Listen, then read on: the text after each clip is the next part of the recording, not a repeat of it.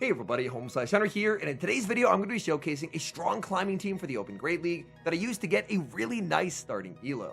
Now the inspiration for this team actually came when I was running the Tyranitar team.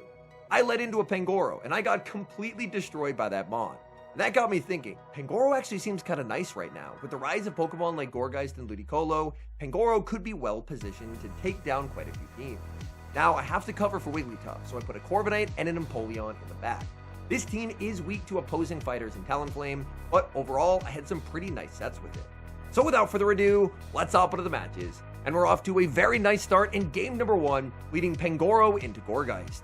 Gorggeist farming up quite a bit of energy, and Pangoro is already almost at back-to-back Night Slashes. Night Slash is going to connect big damage onto the Gorggeist, and Gorggeist is going to be returning fire with the Seed Bomb.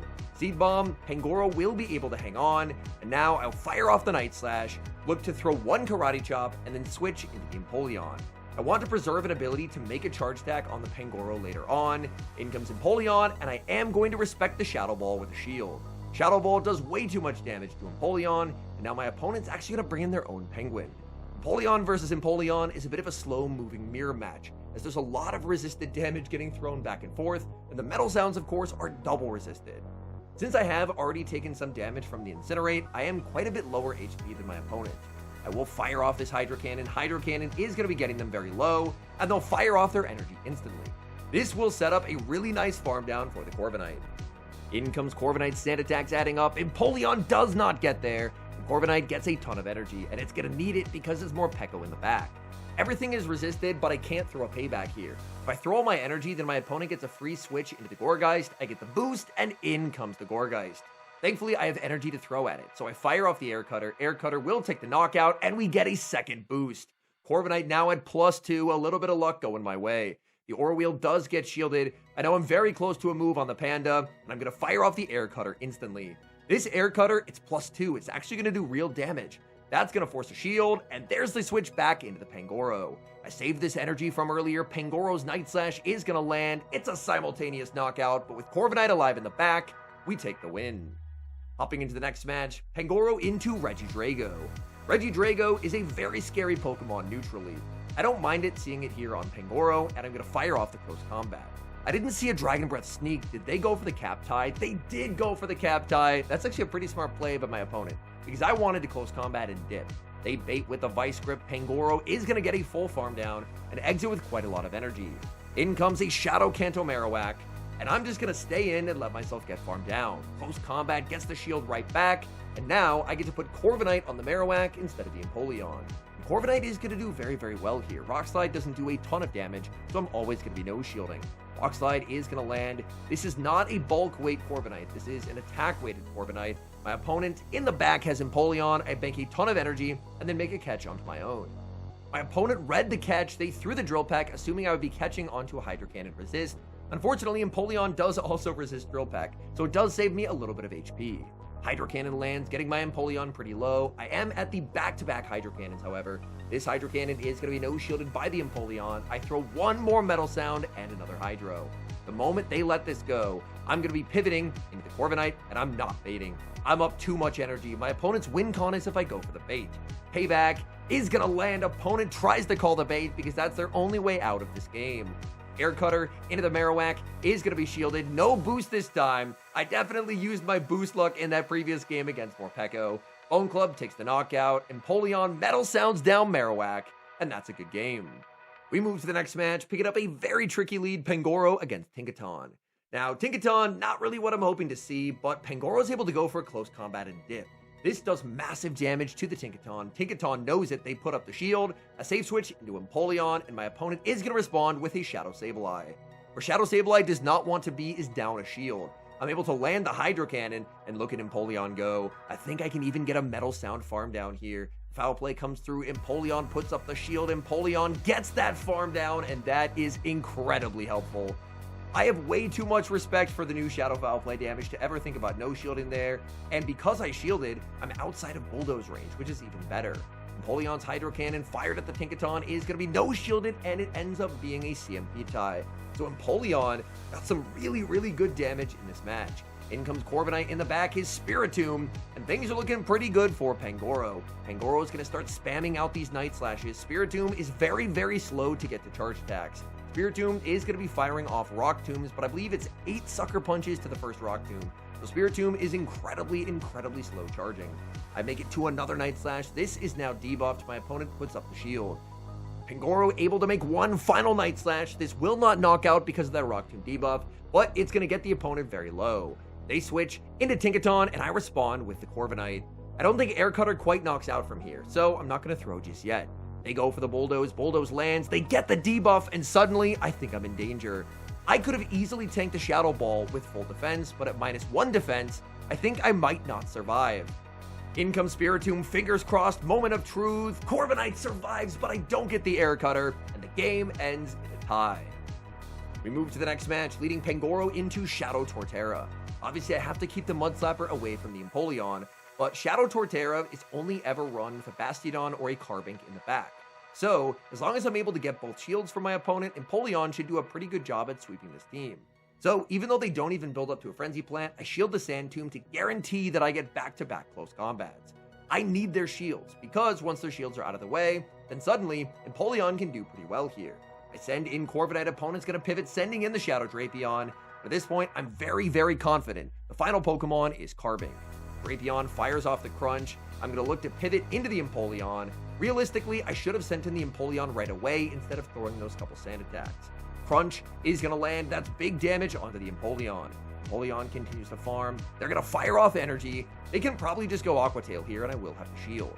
That is the Aqua Tail from the Drapion. In comes Torterra, and I fire off the Hydro Cannon to not let the Mud Slap land. Hydro Cannon will take the knockout. In comes Drapion. Drapion's getting knocked out by the Hydro Cannon as well. Come on, show me the Carbink. Hydro Cannon takes the knockout. It's Carbink in the back. The read was correct. And this Carbink's getting sent back to its Pokeball. Empoleon has back-to-back Hydro Cannons locked and loaded. Hydro number 1 gets him low. Hydro Cannon number 2 takes the knockout. Toxic team down. And that's a good game. And we get our starting ELO, which is at rank 17 this season, and fittingly, it's at 22-17 ELO. We move to the next match, and we see an amazing lead. Pangoro into Tyranitar. Opponent safe switches into Gorggeist, and this is still really nice for the Panda. Pangoro fires off the Night Slash. That's big damage onto my opponent, and I actually make a bit of a fancy catch, catching a Seed Bomb onto Corviknight. Now, I did just switch a Steel type into an Incinerate user, but I felt like I was still in a pretty okay spot as long as I successfully caught the Seed Bomb. So it's definitely a gamble, but the gamble ends up paying off in a big way. Gorggeist has enough for the Shadow Ball. I don't think I would survive, so I will put up the shield. Switch timer's up, but my opponent is not switching. I fire off this Air Cutter. Air Cutter is going to be knocking out the Gorggeist, and I'm just going to look to pivot into Pangoro because I'm expecting it's the team that I featured, and it is. It's Ludicolo in the back, so they are triple weak to Pangoro. However, Pangoro has honestly gotten pretty low, and that's the scary thing about how strong that Tyranitar team is. I fire off the close combat. Close combat should be taking the knockout here, but no, Ludicolo hangs on, and they 1 HP survive. I try for the farm down, I fail the farm down, and I lose all that energy. That is a big misplay from me, and suddenly my opponent has a win con. They need to get the back-to-back brutal swings on the Empoleon, and then I can actually lose. I'm gonna need a catch. I farm up, switch into the Corviknight, and I end up getting the game-winning catch. My opponent went for the Stone Edge there. I don't think Stone Edge would have knocked out the Empoleon. I think double brutal swing is probably needed. Obviously, I had a very massive team comp advantage in this game, but miscalculating that farm down against that Ludicolo almost cost me everything. Very bad lead in the next match, leading into Clefable. My opponent banks a Meteor Mesh and sends out Mandibuzz, and I'm in trouble. Unless I boost on one of these first 2 Air Cutters, I can never flip this. I end up throwing the first, I don't get the boost, and I'm going for Air Cutter number 2. This is a gamble. It's a 30% chance to boost every time I throw it, but the odds are not in my favor. I boosted twice in that Morpeko game earlier, and that helped me win, but unfortunately, I don't have the RNG with me this time. I'm firing off yet another Air Cutter. This is an incredibly slow-moving mid-game matchup between the Corviknight and the Mandibuzz. I have to try and flip switch. They already have a Meteor Mash banked on that Clefable, so even if I have to go down both shields, I have to try and flip switch because there's no way for me to win this game unless I do that. I still do not get the boost. Corviknight just in shambles right now. I fire off what has to be the 5th or 6th air cutter, and we finally get the boost. Unfortunately, it's too little too late. My opponent, they have so much loaded energy here. Look at this. They're firing off the back-to-back foul plays. I'm double shielding, hoping against hope that for some reason they end up surrendering switch advantage. But even with the boost, I'm unable to stand attack down. I throw the air cutter right before their foul play. They put up the shield. They're going to knock out the Corviknight. And unfortunately, without switch advantage, this game is doomed because if you're leading Clefable, you're going to have a very good check to Empoleon in the back. Oh, they actually don't. It's just a Furret, but down a shield, that's a game I cannot win. Pangoro versus Pangoro in the next match. So it appears someone else has figured out Pangoro. Looks pretty interesting into this meta. I'm a CMP losing Pangoro. I have 0-14-9 as my IVs, so I'm not going to throw right away. They close combat, safe switch into the Fearow, and I have a very good check to Fearow with Corviknight. Well, a very good check on paper. Corviknight is a complete wall to Fearow energy. However, I don't know if anyone told Fearow that, because Fearow hits very, very hard. I fire off the air cutter does get the boost. There's the boost that I didn't have in that previous game, but in this game, it's actually going to be very, very helpful. Golpek lands, suddenly the Corviknight not looking too healthy, but because I got the boost, now my air cutter will actually knock out the Fearow. Fearow's forced to put up the shield, in comes Pangoro, and Pangoro is unable to get the Karate Chop Snipe down as I fire off the air cutter. Air cutter takes the KO, I boost once again, but honestly the boost is nothing for me. I'm gonna get pecked down, so the moment they send in Fearow, I bring in Pangoro, and look at all this energy. Pangoro Night Slash is gonna be shielded, but there's more where that came from. Pangoro at Night Slash number 2, they've already taken quite a lot of damage. They're gonna get KO'd. In the back is Jellicent, and Pangoro is absolutely feasting. I knew they had to have something in the back that was going to be weak to the coverage of Pangoro, as that's usually how Pangoro teams are built. You either run Steel and you just risk the fact that you're very weak to Talonflame and fighting, or you run a Ghost and you're very weak to opposing Pangoro or Wigglytuff. In this scenario, I'm going to get a Night Slash number 2 landed, quick switch into the Corviknight, taking the knockout so we don't reveal our third. Hopping into the next match, and what do you know, there is the Talonflame. This is a problem Pokemon for this team, so let's talk about how to beat it. Well, it's going to be Pangoro doing the vast majority of the work. Pangoro is going to fire off the Night Slash. No one respects Rock Slide because Rock Slide just isn't really a move that's run. Close combat is too valuable in the Open Great League to consider TMing it off. I'm able to get an early shield, which is nice. I did debate catching a fly onto the Empoleon there, but decided to just stay in the matchup. Because it's a regular Talonflames typically run Fly Brave Bird, not Flame Charge. And that does mean that luckily, I can actually get to quite a few moves. I throw one Karate Chop, I defer the Incinerate onto the Empoleon, and Empoleon will get smacked with a Brave Bird. In comes Gastrodon. I realize I'm not surviving the third Mud Slap, so I'm forced to throw the Hydro Cannon on alignment. Hydro Cannon lands, that's some nice damage onto the Gastrodon, and now I'm gonna need Corviknight to put in some serious work in this endgame. In comes Corviknight, Gastrodon gonna be firing off energy here. It's actually not the Water Pulse, my opponent is on Earth Power. I'm gonna look to overfarm to the max, and unfortunately, I make a misplay. I forgot my damage ranges in this matchup. At that health range, I can knock out with an air cutter, but I did not remember it. In the back is Diggersby, and this Corviknight does actually breakpoint Diggersby, so you'll notice my sand attacks do 2 damage per sand attack instead of 1.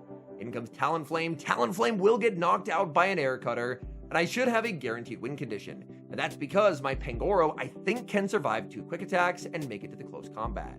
I know shield, it's all on the Panda.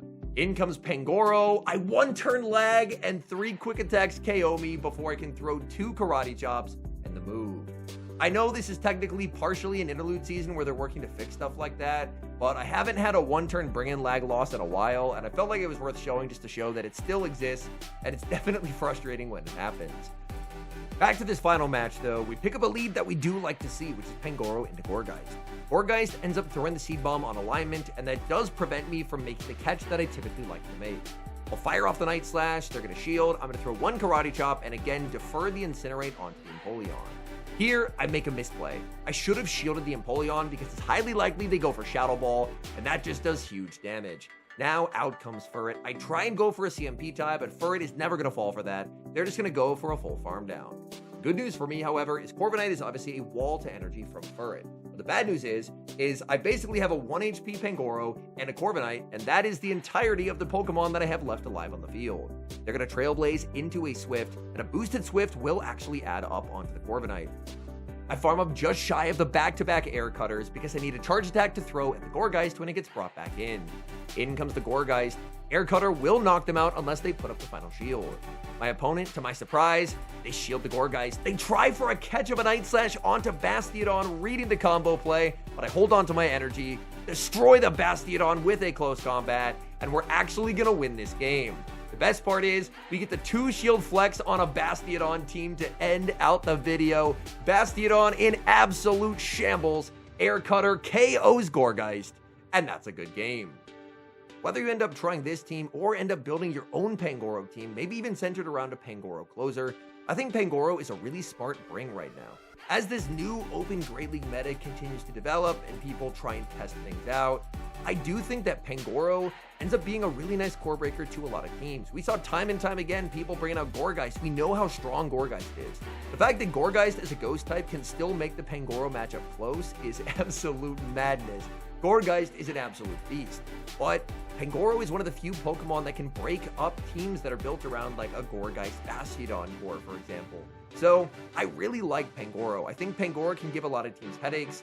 I know when I was running my Tyranitar team, there was one of the battles in there where I got absolutely destroyed by a Pangoro, and I think that's honestly a pretty common experience. I think Pangoro is kind of a smart bring right now. Whether you end up opting for like a Pangoro double steal like I tried to do, or potentially you can end up trying to counter Pokemon like Wigglytuff in a different way, with maybe something like a fire type in the back. The main goal is you just want to try and cover it against Wigglytuff, because Wigglytuff is going to be its biggest nemesis. Now, a team like this is very soft to Pokemon like Primeape and Annihilate. Those are Pokemon that I haven't seen too frequently in this new season, presumably because suddenly there's a lot of new ghost types and there's a lot of new ghost damage. So if those Pokemon pick up in popularity, then Pangoro might have to go back to the bench for a little bit. But for today, honestly, Pangoro worked out very well. And considering the ELO reveal is so much earlier in the season now, ranked 17 instead of ranked 20, starting off at 22-17 is something that I am very, very happy with. Anyways, thank you guys so much for watching. If you enjoy watching content like this, please do consider leaving a like on the video and subscribe to the channel if you haven't. And an extra special thank you as always to our channel members here on YouTube. The support you guys provide is sincerely appreciated. Thank you guys oh so very much. And until next time, I've been HomeSliceHenry.